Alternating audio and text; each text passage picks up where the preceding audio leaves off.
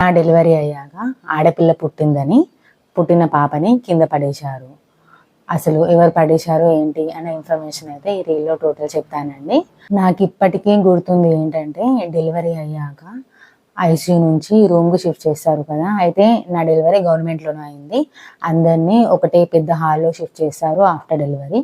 అయితే నన్ను అలా హాల్కి తీసుకొచ్చారు. అక్కడ నుండి బెడ్ పై షిఫ్ట్ చేశారో లేదో, సడన్గా మా హాల్ ఫస్ట్ బెడ్ దగ్గర ఒక ఆమెకి ఆడపిల్ల పుట్టింది. అంటే నాకంటే ముందే డెలివరీ అయింది తనకి.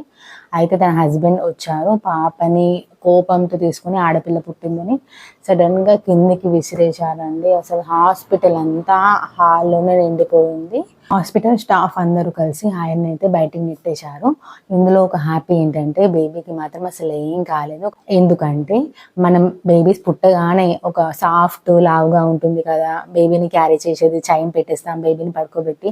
బేబీని అందులో పడుకోబెట్టినందుకే బేబీ సేఫ్ అయిందండి. అసలు ఏం కాలేదు.